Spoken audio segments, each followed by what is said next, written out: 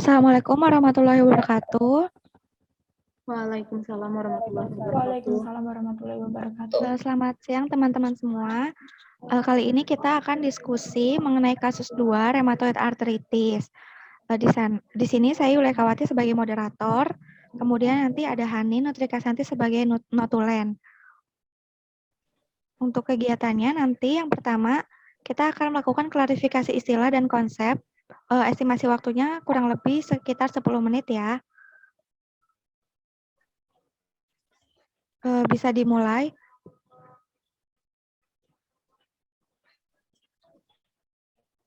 Ya, bisa. Ya, bisa. Silakan jika ada yang ingin berpendapat terkait dengan klasifikasi istilah.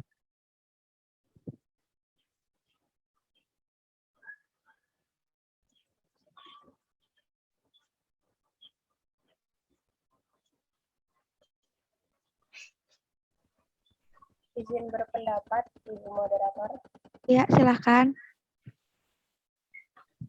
Mau klasifikasi yang artralgia itu maksudnya nyeri sendi. Lalu yang ini pembengkakan sendi PIP ketiga, keempat, dan kelima secara bilateral itu maksudnya sendi yang di tangan bagian tengah, sendi ketiga, 4, 5 di dua tangan. Lalu kalau MCP itu di bawah sini, di bawahnya PIP, ketiga dan keempat di sebelah kiri aja. Mungkin ada yang lain mau nambahkan? Ya, silakan yang lain jika ada yang ingin ditambahkan.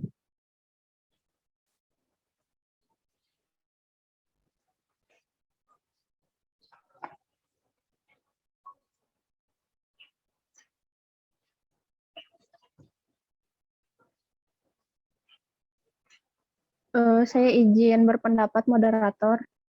Ya, silakan.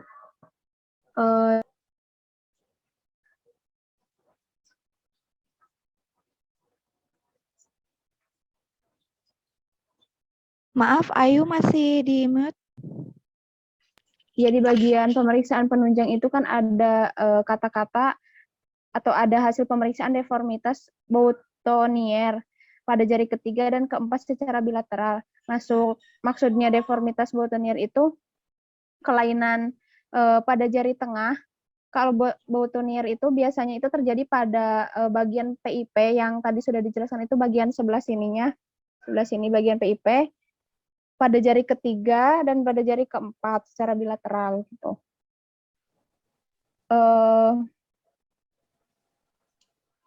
Kemudian untuk ulnaris, kalau misalnya ulnaris saya tahunya itu merupakan suatu kelainan pada saraf di dekat siku, kelemahan saraf seperti itu.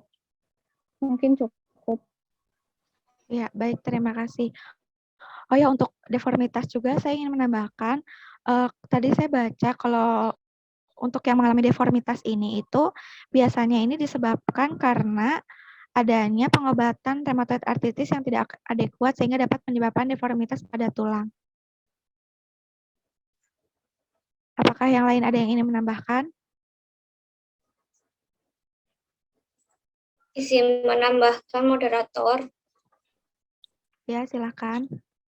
Untuk anti-CCP, ini anti-CCP adalah pemeriksaan zat kekebalan tubuh atau antibodi yang digunakan untuk mendiagnosis rheumatoid arthritis, dan pasien ini anti-CCP-nya ternyata positif. Berarti pasien mengalami penyakit rheumatoid arthritis.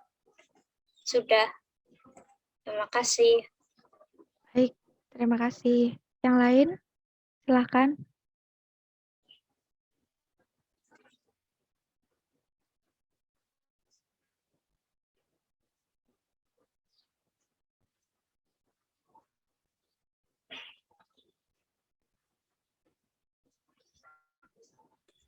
Mohon izin menambahkan moderator. Iya, silakan. Terkait tes skor ini biasanya itu dilakukan untuk pengukuran osteoporosis pada pasien. Cukup. Ya, terima kasih. Izin menambahkan moderator. Ya, silakan Mulyawati. Mungkin saya ingin menambahkan terkait osteopenia. Osteopenia itu merupakan keadaan di mana tulang itu kehilangan kekuatan seperti itu. Dan untuk T-score-nya benar apa yang dikatakan Sela untuk menyatakan kekuatan tulang seperti itu. Ya, baik. Terima kasih atas tambahannya. Apakah ada yang ingin ditambahkan lagi, teman-teman?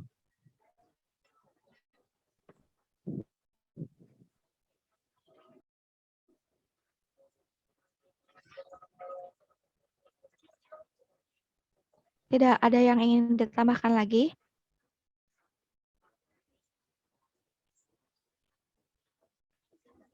Saya izin menambahkan lagi, moderator.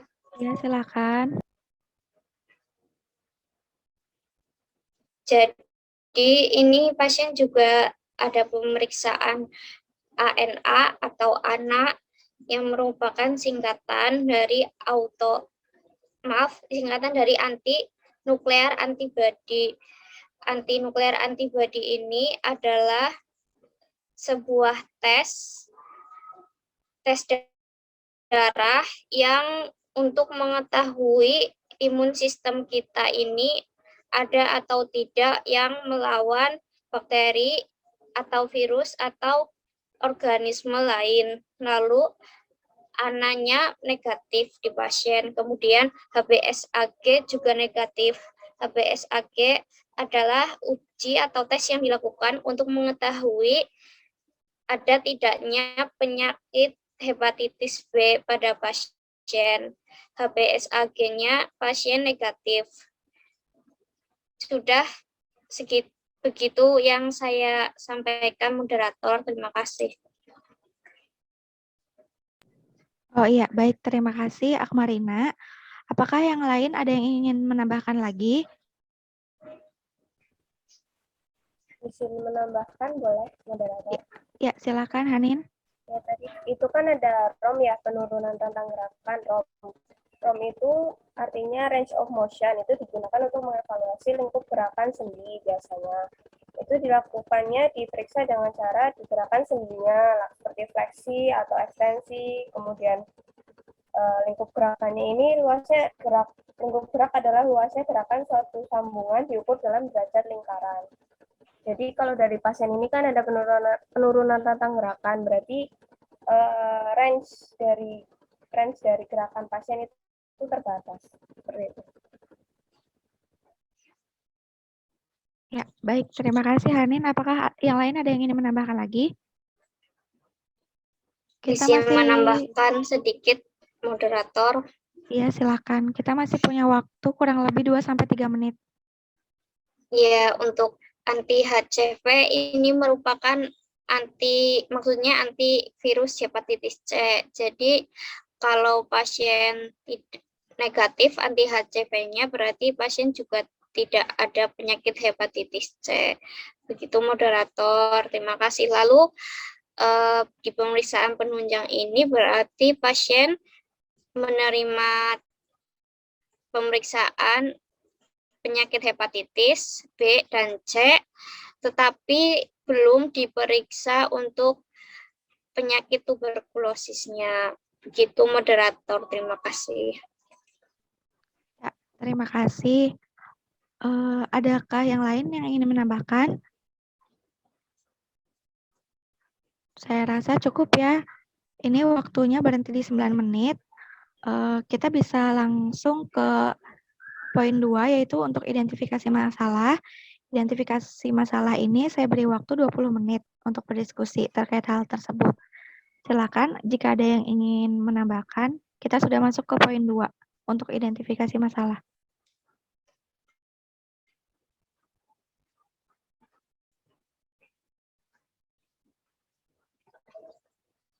Saya, moderator, izin untuk menyampaikan. Ya, silakan. Di sini untuk identifikasi masalahnya untuk berdasarkan TTV atau tanda-tanda vital tidak ditemukan permasalahan karena parameternya semuanya normal. Kemudian untuk keluhan lemas, mual, muntah, dan demam, nafsu makan juga normal. Kemudian untuk parameter data labnya itu pada bagian hemoglobin sama hematokrit rendah. Seperti itu, moderator. Ya, terima kasih. Yang lain, jika ada yang ingin menambahkan, silakan.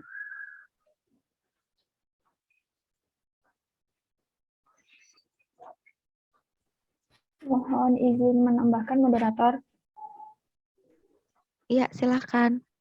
Menyambung dari yang Tiwi tadi, diketahui data labnya ini untuk profil lipid puasanya itu diketahui total kolesterol dan trigliseridanya ini tinggi di atas normal.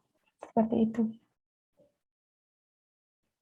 Ya, baik, terima kasih. Yang lain, ada yang ingin menambahkan? Izin menambahkan, moderator. Ya, silakan. Jadi mau bahas yang RF plus 1/1280. RF itu kan rheumatoid faktor. Itu kan untuk mengetahui jumlah faktor rheumatoid dalam darah. Faktor rheumatoid sendiri itu protein yang dihasilkan oleh sistem imun yang dapat menyebabkan kerusakan jaringan dalam tubuh. Nah, 1/1280 ini kan termasuknya tinggi, maksudnya titernya tinggi. Jadi, dilihat ada kerusakan jaringan yang tinggi di pasien.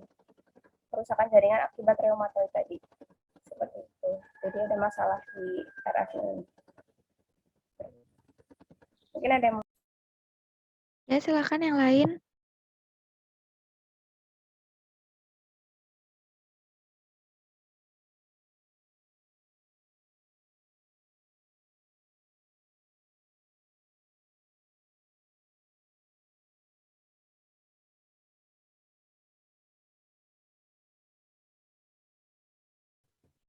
Mau menambahkan sedikit lagi soalnya yang tadi, boleh? Ya, silakan. Kalau yang titer RF yang normalnya itu kurang dari 1/80. Jadi dibanding 1280 itu jauh lebih tinggi untuk yang... Ya, yang lain, ada yang ingin menambahkan kembali?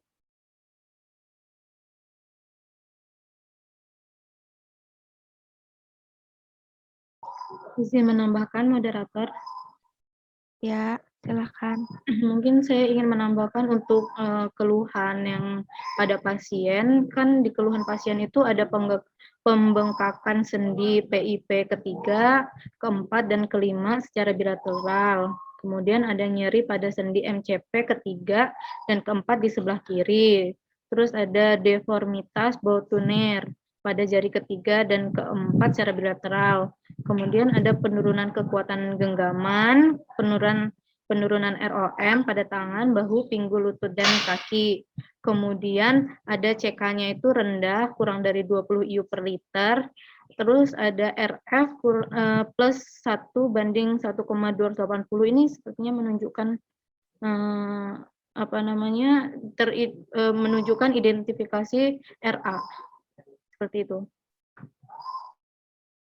Ya, baik, terima kasih.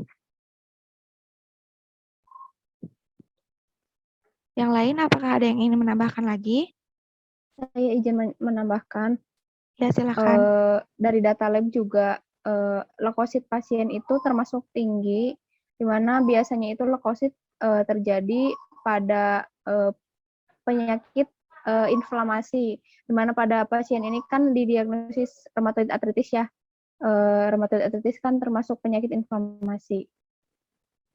Kemudian untuk data laju endap darah juga di sini data lab pasien juga tinggi, di mana laju endap darah juga merupakan salah satu pemeriksaan lab yang biasanya digunakan pada penyakit rheumatoid arthritis sebagai penanda adanya penyakit rheumatoid arthritis seperti itu. Cukup. Baik, terima kasih.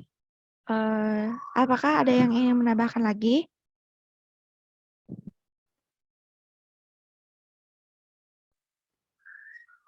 Cukup ya? Baik, berarti saya perjelas lagi untuk identifikasi masalah. Tadi seperti yang sudah teman-teman jelaskan, bahwa di sini itu pasien emang sesuai diagnosisnya kan rheumatoid arthritis. Terus di sini dengan pemeriksaan pasien ini tadi sudah dijelaskan juga bahwa hemoglobin hematokrit pasiennya rendah. Terus pasien juga leukositnya tinggi, menandakan adanya inflamasi. Terus kreatinin kinasenya rendah, laju endap darahnya tinggi, total kolesterol dan trigliseridnya tinggi. Ini mungkin bisa diidentifikasikan masalahnya ya, bahwa selain dari diagnosis dokter yaitu rheumatoid arthritis, mungkin ada problem-problem lain pada pasien yang ditunjukkan tadi ya dari data laboratorium yang nilainya itu tidak normal seperti itu. Apakah ada sanggahan dari teman-teman?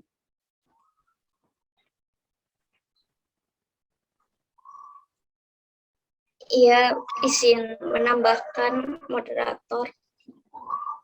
Ya, silakan.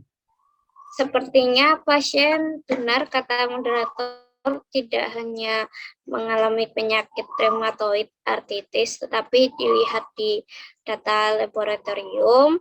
Saya juga setuju kalau di sini kan total kolesterol dan trigliseridanya tinggi, berarti pasien mengalami penyakit hiperlipidemia. Begitu, terima kasih. Ya, baik, terima kasih. Jadi untuk identifikasi masalah ya, tadi selain rheumatoid arthritis ada problem medik lain. Mungkin bisa dibahas problem medik lainnya. Ini per masing-masing dari kita ya. Mungkin biar cepat saya bisa bagi aja. Mungkin nanti untuk rheumatoid arthritis, apakah ada yang ingin mengajukan terlebih dahulu atau langsung saja saya bagi ya? Ya, silahkan moderator. Ya, boleh, silakan dibagi saja. Untuk rheumatoid arthritisnya mungkin bisa saya dengan melewati ya. Kemudian ini untuk total kolesterol tinggi dan trigliserida yang tinggi, ini mungkin bisa Ayusuti-Ratna. Kemudian untuk tadi pasien juga kan T-score-nya itu -2 ya. Ini bisa menyarankan osteopenia. Kemudian ini untuk Priliano Garcella. Kemudian untuk yang lain lagi seperti mungkin nanti Hanin dan Akmarina bisa rheumatoid arthritis juga, sama seperti saya dan Mulewati. Jika seperti itu, bagaimana ya? Ya, baik, moderator. Terima kasih. Apakah bisa langsung?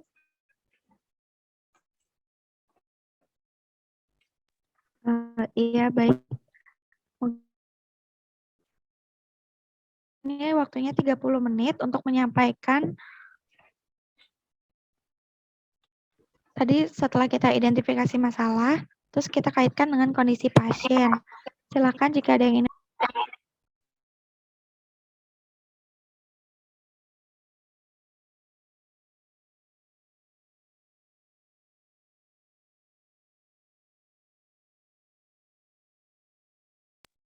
Silakan jika ingin ada yang berpendapat.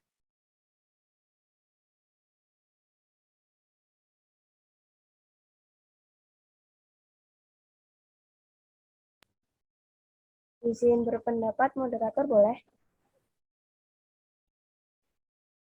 Iya, silakan. Jadi ini kan pasien mendapatkan glukokortikoid sama NSAID kan ya? Yang ini enggak, Nabumeton sama prednison. Itu setahu saya nanti butuh ada profilaksis dari gastric ulcernya kalau menggunakan kortikosteroid sama NSAID. Jadi mungkin nanti Saya cari buat profilaksisnya dulu, boleh? Hal itu.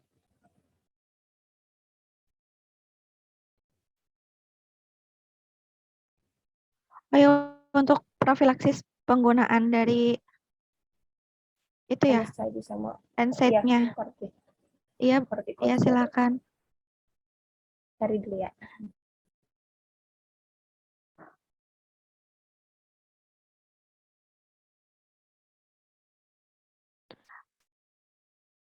Atau kita sepakati saja untuk poin cari lebih lanjut terkait hal tersebutnya 10 menit cukup atau 5 menit.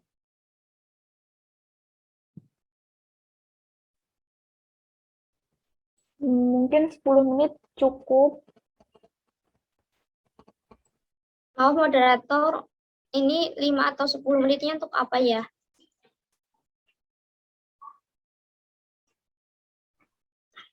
Siapa tahu dari teman-teman ada yang ingin mencari lebih lanjut terkait problem medik tadi. Oh ya, baik. Setuju.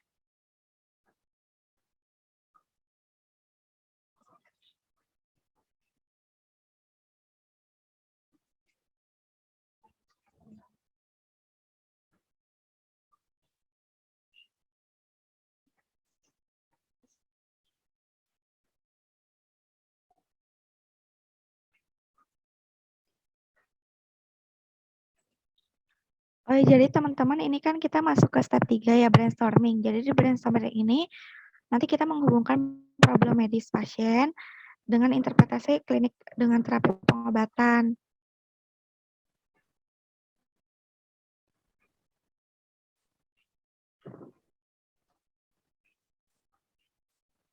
Ya,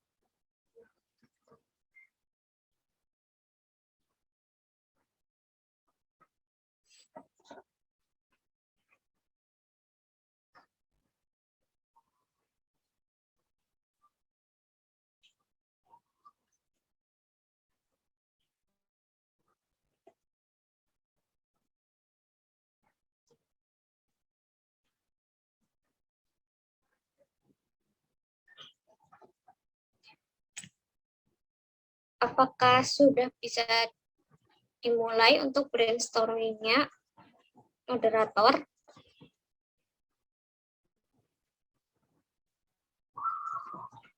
Ya, ya, bisa. Ini mungkin bisa dimulai dari, silakan jika ada yang ingin mengajukan diri.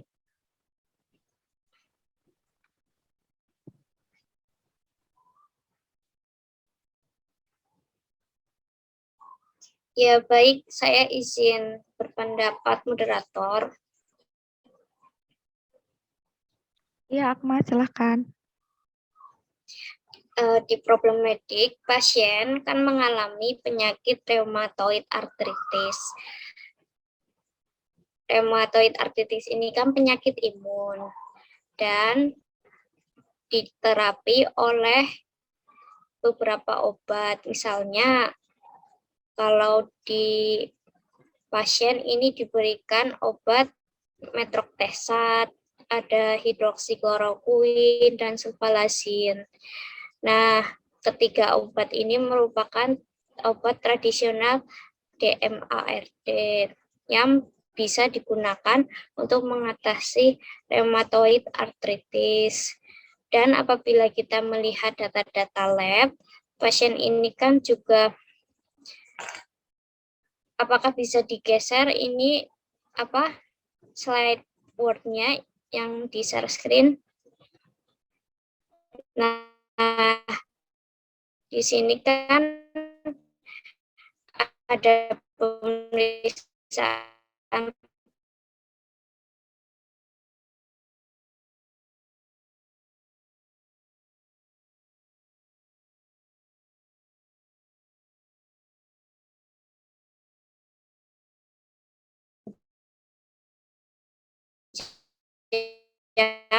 yang untuk Gangguan. Tapi ini recording lagi. ya berarti bisa lanjut, mungkin sudah terrecord kembali. Ya, silakan. Jika dari Ya, teman-teman ada yang teman-teman. ingin berpendapat lagi. Moderator, saya izin berpendapat. Iya, Jadi di pasien kita itu kan problem medik utamanya itu kan rheumatoid arthritis ya. Kalau di rheumatoid arthritis itu kan biasanya itu ditandai dengan pelepasan dari mediator-mediator inflamasi karena penyakit rheumatoid arthritis ini kan penyakit inflamasi sistemik. Nah, di mana pelepasan dari mediator inflamasi tersebut memang mempengaruhi ke serum lipid dan ke kadar hemoglobin pasien, sehingga jika dihubungkan dengan tadi pendapat-pendapat yang sebelumnya, di mana kadar total kolesterol dan trigliseridnya itu tinggi, itu mungkin bisa terjadi karena overekspresi dari mediator inflamasi. Nah, kemudian mohon maaf, overekspresi dari mediator inflamasi itu bisa mempengaruhi salah satunya itu kadar serum lipid. Selain itu, karena mediator inflamasi ini, selain itu salah satu mediator inflamasi yaitu EL6, dia juga bisa mempengaruhi, bukan mempengaruhi, mengeluarkan hepsidin, di mana hepsidin tersebut bisa menghambat pelepasan hemoglobin dari makrofag kalau tadi saya baca itu. Nah, jika dihubungkan dengan data lab pasien juga di sini benar pasien bisa dikatakan mengalami anemia selain dilihat dari terapi yang sudah diberikan ke pasien. Cukup mungkin. oh iya. Saya konfirmasi lagi ya. Jadi tadi, jadi penyakit rheumatoid arthritis pada pasien ini itu ternyata berpengaruh terhadap berbagai data laboratorium pasien ya, seperti kadar lipid pasien sama kadar hemoglobin pada pasien. Jadi kemungkinan pasien ini mengalami hiperlipid ya, kondisi lipidnya tinggi sama anemia seperti itu ya, Ayu. Betul. Yang lain jika ada yang ingin menambahkan silakan.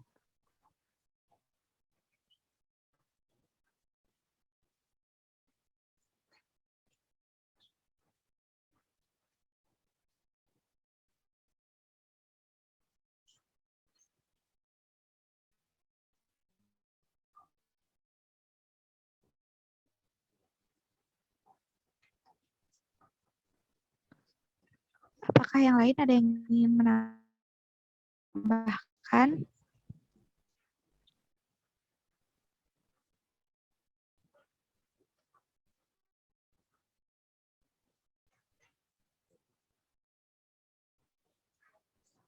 Sepertinya cukup moderator.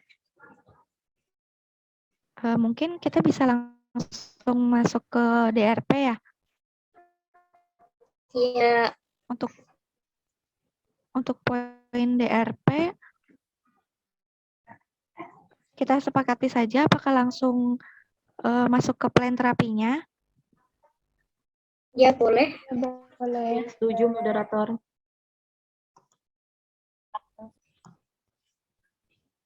Ya, baik. Kita masuk ke DRP ya, teman-teman. Silakan jika ada yang ingin berpendapat terkait DRP pada pasien Nyonya J.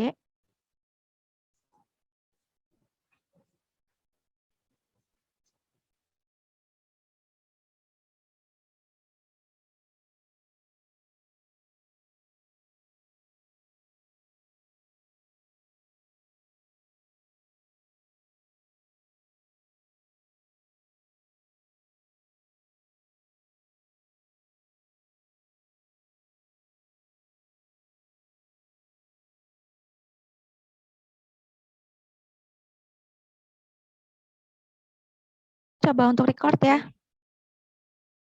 Ya, Soalnya juga, ya, silakan. ya baik. Jadi kelelahan setiap hari selama jam-jam sore. Lalu untuk objektif ada pembekakan di sendi PIP ketiga, 4, dan 5 secara bilateral.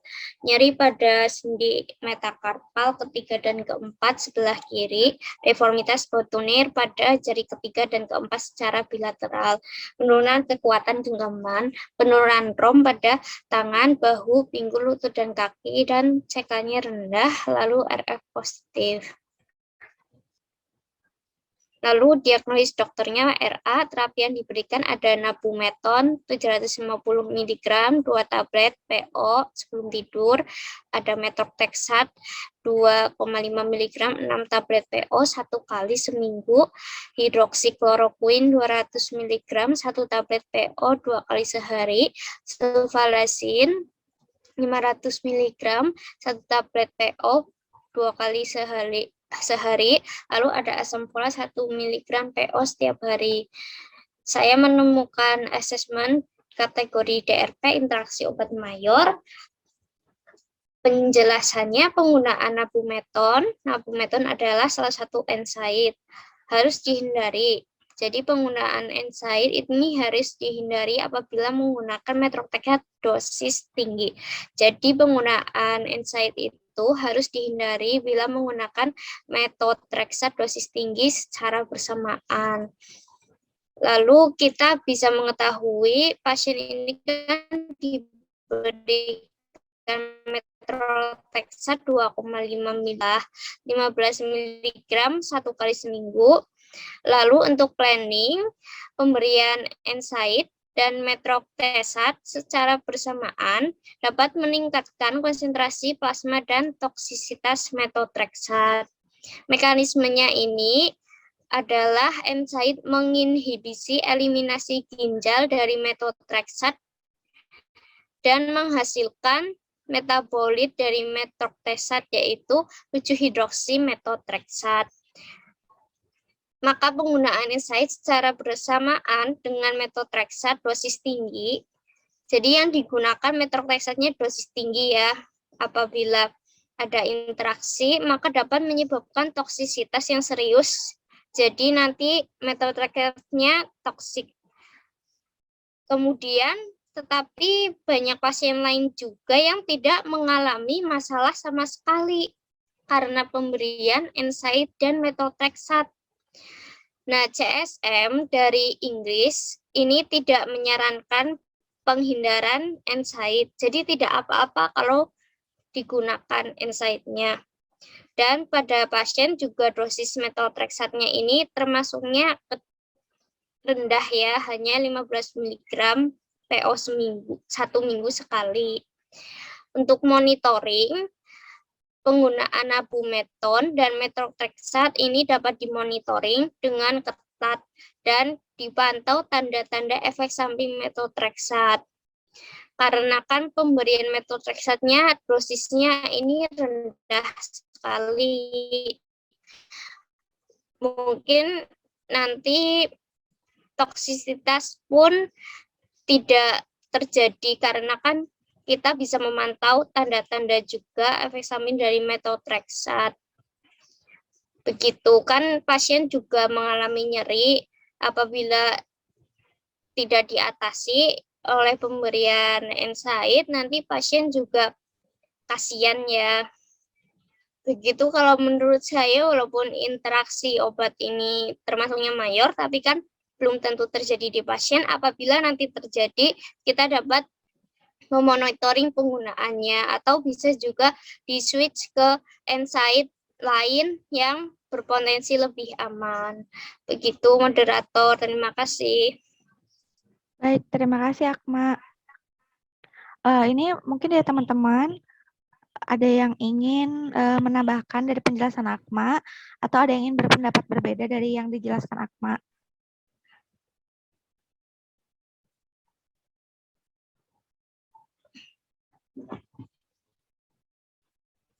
Mohon izin berpendapat moderator, tapi beda dari Akma. Oh, jadi bukan ingin menambahkan dari Akma. Iya, bukan. Berarti untuk teman-teman yang lain, dari pendapat Akma ini udah setuju semua ya? Kalau saya sih setuju. Silahkan yang lain jika ada yang ingin menambahkan. Atau kalau misalkan pendapat Akma cukup, nanti bisa langsung ke pendapatnya Priliano.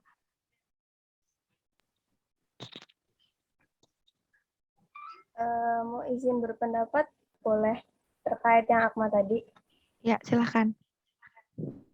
Jadi kan tadi saya menemukan soal NSAID lain yang bisa digunakan di rheumatoid arthritis itu. Jadi untuk NSAID yang dipakai adalah ibuprofen. Nah, itu ibuprofennya dikombinasikan sama famotidin. Itu bagus untuk rheumatoid arthritis. Itu pendapatnya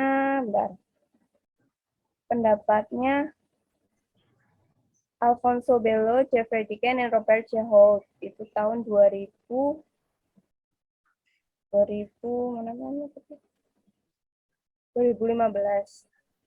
Jadi kan tadi pasien memakai NSAID sama ini kan glukokortikoid.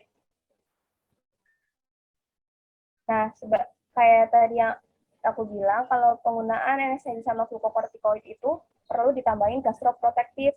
Contohnya itu H2RA sama PPI. Tapi kalau PPI itu tadi aku cari ada resiko akan memperparah RA-nya. Jadi dipilihnya H2RA. Nah, tadi pas nyari H2RA itu nemu famotidin sama ibuprofen. Jadi kombinasi antara keduanya itu bagus untuk gastroprotektif sama lajunya dari RA-nya tadi itu. Jadi menurut Akma gimana kalau misalnya ibuprofennya menggantikan yang nabumeton atau prednison, atau bagaimana? Gitu. Buat pertimbangan aja sih. Ya, Ya, baik, silakan terima Akma. kasih. Terima kasih Hanin atas pendapatnya. Mohon maaf tadi saya lupa menyebutkan sumbernya ini dari drugs.com 2022 dan dari buku Drug Interaction Handbook Stockley 2010. Jadi pengobatan dengan NSAID ini kan nabumeton juga termasuknya NSAID-nya jenis baru. Nah, untuk keefektifannya mungkin belum ada datanya. Kalau Hanin sudah ada datanya ya untuk pengobatan RA yang ibuprofen.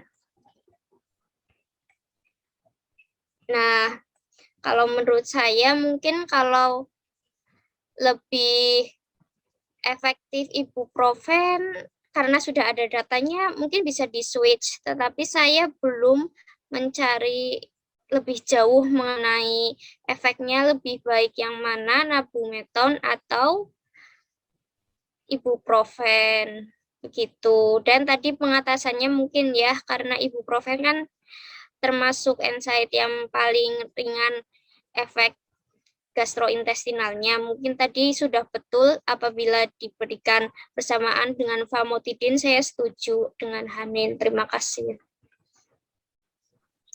Baik, terima kasih. Apakah dari Akmas dan Hanin sudah cukup? Ya, cukup dari saya. Apakah Hanin ada tanggapan lain untuk Akma? Menanggapi tadi, berarti masih dicari ya soal ibuprofen sama nabumeton. Oke, itu di-keep aja buat nanti kalau kali aja nemu. Kalau yang tadi tambahan PPI itu menambahin, kalau PPI yang dipakai kan saya cari famotidin. Soalnya kenapa milih famotidin itu karena ranitidin saya cari masih ada interaksinya walaupun minor. Tapi buat jaga-jaga aja, cari yang nggak ada interaksinya sama obat yang lain. Jadi pilihnya famotidin 20 mg PO 1 kali sehari. Kalau yang untuk gastroprotektif, ya begitu. Ya, mungkin itu buat monitoring ya, Hanin. Kalau misalnya pasien tidak ada keluhan di gastrointestinal, mungkin tidak perlu ya. Kalau yang saya cari itu lebih ke preventif sih, jadi walaupun belum ada gejala, penggunaan H2RA atau PPI atau yang gastroprotektif itu ya untuk menekan kemungkinan munculnya masalah di gastrointestinal itu. Jadi menurut saya tetap dipakai aja sih. Begitu gimana? Mungkin selain dari Akma dan Hanin, teman-teman yang lain ada yang ingin mencoba menanggapi atau bagaimana gitu?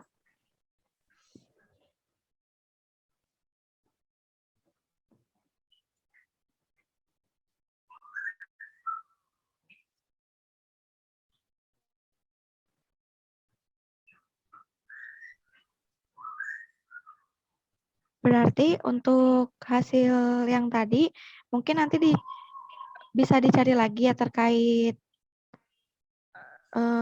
untuk gastroprotektifnya dan untuk penggunaan ibuprofen pada pasien ya. Mungkin kita bisa, tadi kan Cella mau berpendapat ya. Silakan. Iya, mau berpendapat terkait yang osteopenia. Tadi kan diketahui kalau T-score pasiennya itu -2.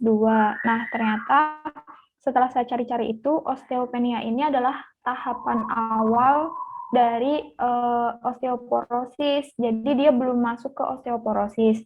Lalu pada pasien rheumatoid arthritis ini juga beresiko terjadi atau mengalami dari si osteopenia ini. Nah, diketahui jika T-score pasiennya itu adalah -2. Nah, pasiennya itu masih berada dalam rentang -1 sampai -2,5. Jadi pasiennya itu belum termasuk ke osteoporosis.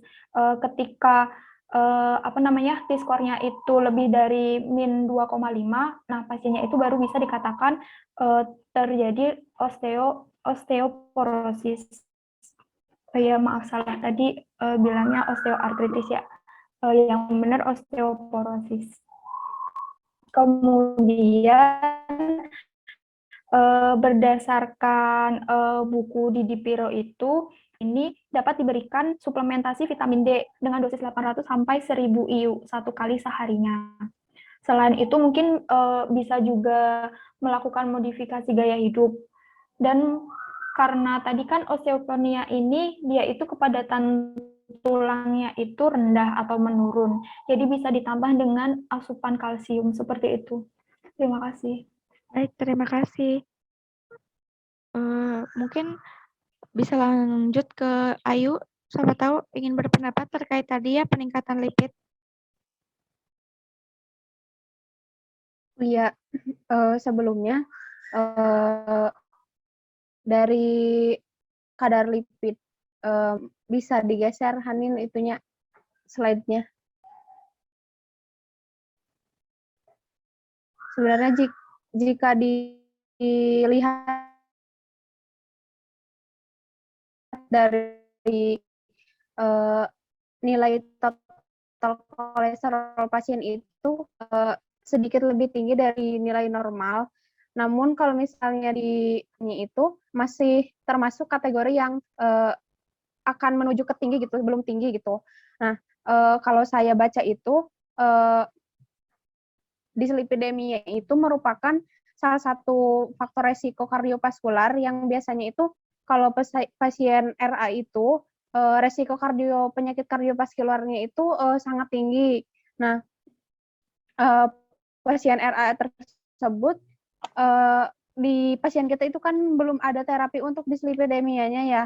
Nah, di sini saya menemukan bahwa pemberian obat statin ini bisa menurunkan resiko kardiovaskular pada penyakit RA, di mana statin ini bisa menurunkan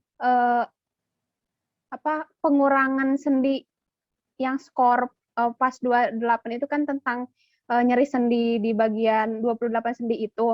Kemudian bisa membantu menurunkan resiko penyakit kardiovaskular juga. Nah,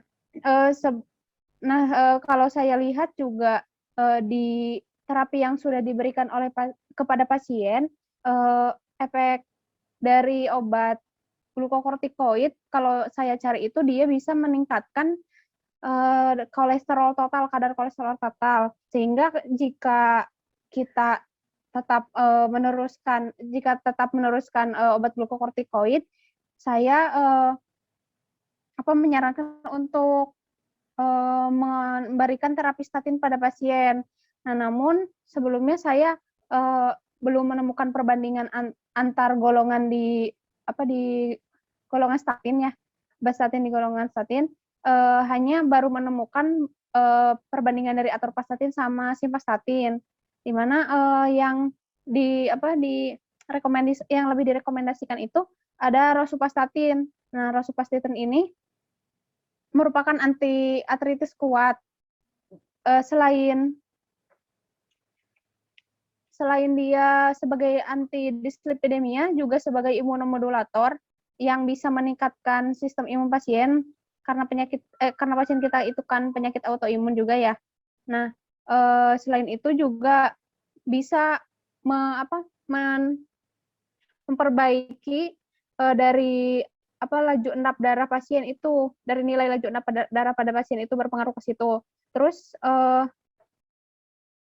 untuk dosisnya itu yang direkomendasikan itu saya baru menemukan kalau misalnya dari perbandingan tadi ya atorvastatin sama rosuvastatin itu dosis 10 mg dari rosuvastatin itu sudah sangat efektif digunakan untuk pasien RA karena jika terapi yang diberikan itu atorvastatin baru bisa memberikan efek yang sama dengan rosuvastatin itu pada dosis 40 mg.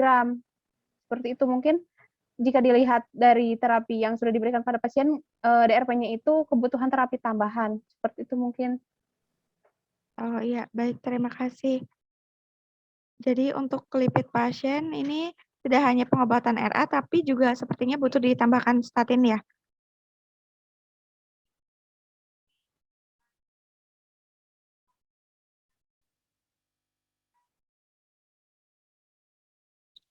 Nyala. Nyala.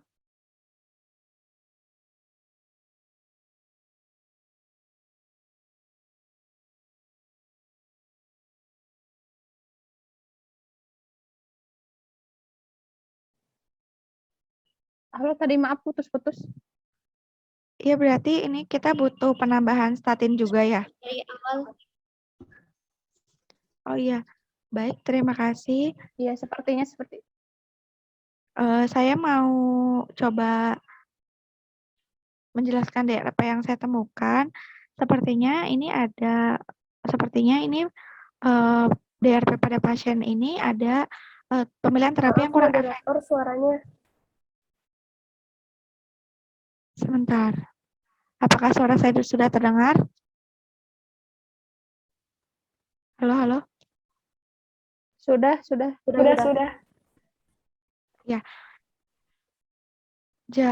Jadi ini sepertinya ada DRP pemilihan obat kurang efektif dari pemilihan pasien tadi obat yang untuk RA-nya kan banyak ya. Nah, cuman ini saya menemukan di algoritma yang Hidayat 2021 yang tata laksana RA itu, kalau misalkan pasiennya itu pertama pakai methotrexate terus ditambah gluko itu dilihat perkembangannya 3 sampai 6 bulan. Ini kan pasien datang lagi dengan keluhan yang sama seperti 3 bulan yang lalu ya. Nah, namun pasien ini sepertinya mengalami perburukan tanda dan gejala gitu, tidak menjadi lebih baik kondisinya, sehingga sepertinya ada DRP pemilihan pemilihan terapinya kurang efektif. Menurut saya ini menurut algoritma ini dapat ditambahkan biologi DMARD. Cuman untuk kata di Piro 2021 itu sebenarnya untuk pemilihan agen DMARD-nya ini itu tergantung dari biaya sama tergantung dari frekuensi pemberian kepada pasien dan kondisi pasiennya seperti itu. Hanya saja untuk golongan BDMARD-nya saya belum menemukan lagi yang cocok untuk pasien. Terima kasih, sekian dari saya. Silakan jika teman-teman ada yang ingin menambahkan.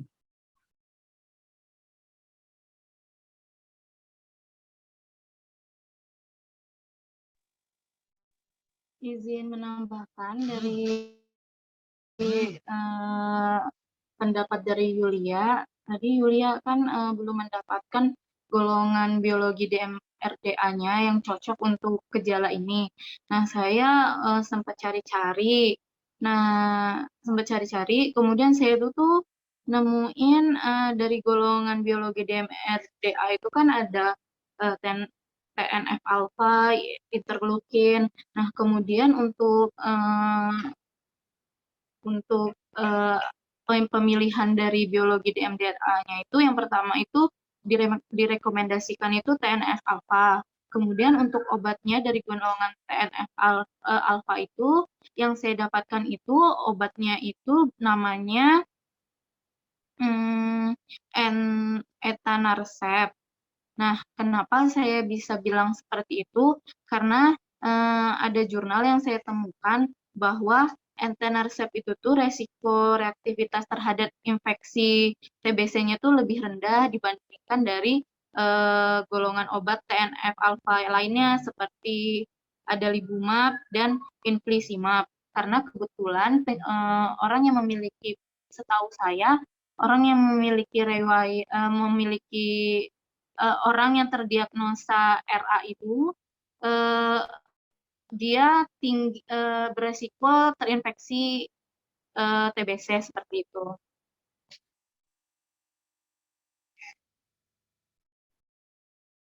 Oh iya, baik. Terima kasih, Tiwi. Oh ya, tadi juga saya mau menambahkan bahwa kan biologi DMARD itu ada anti TNF alpha sama yang interleukin ya, interleukin IL-6. Nah, cuman ini itu emang sepertinya dipilihnya itu yang anti TNF alpha karena tadi saya baca jurnal bahwa anti TNF alpha ini resiko keanemianya juga lebih rendah. Tadi kan pemeriksaan hemoglobin dan hematokrit pasiennya sudah rendah ya. Jadi sepertinya memang benar bahwa dipilihnya itu yang anti TNF alpha. Sekian tambahan dari saya. Dari teman-teman mungkin ada yang ingin menambahkan lagi? Ya, mungkin saya izin menambahkan moderator. Ya, silakan. Sehingga dapat dikatakan kalau untuk problem medik yang ini nih, DRP-nya ditemukan pemilihan obat kurang efektif, sehingga plan-nya itu bisa disarankan kombinasi antara methotrexate dengan obat golongan TNF alpha yaitu etanercept. Dan untuk dosisnya direkomendasikan sebesar 50 mg tiap minggu secara sukutan. Kemudian untuk monitoringnya, untuk pengobatan ini bisa dilakukan pemantauan terhadap efek terapi setiap 3-6 bulan. Kemudian dilakukan pemantauan terhadap tanda dan gejala infeksi selama pemberian etanercept. Seperti itu. Ya, baik. Terima kasih, Tiwi. Sepertinya diskusinya sudah cukup ya, karena kita harus kembali ke main room. jam 16.05.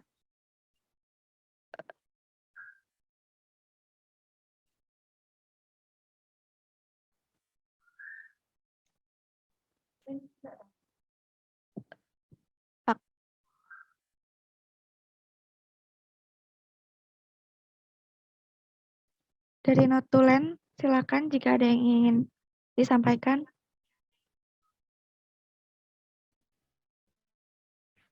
Mau menyampaikan hasil notulennya ya, kesimpulannya dari diskusi sore hari ini. Untuk RA-nya itu ada DRP interaksi obat, yaitu MTX sama NSAID nabumeton. Ini tetap dimonitoring, kemudian untuk nabumeton dan ibuprofennya masih dicari lagi.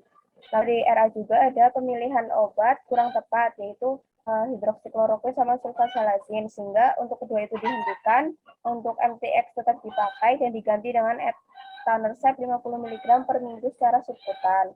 Lalu untuk gastroprotektifnya NSAID tadi dipakai famotidin 20 mg PO 1 kali sehari. Lalu dari osteopenianya itu ada DRP indikasi tanpa terapi, diberikan vitamin D 800 sampai 1000 unit 1 kali sehari per oral. Lalu dari hipertrigliseridnya itu ada DRP kebutuhan terapi, namun untuk ini obatnya masih dicari ya, dipakainya yang statin, golongan statin, seperti itu. Ya, baik, terima kasih. Saya kira untuk diskusinya bisa dicukupkan. Sekian dari saya sebagai moderator, kurang lebihnya mohon maaf. Assalamualaikum warahmatullahi wabarakatuh. Waalaikumsalam warahmatullahi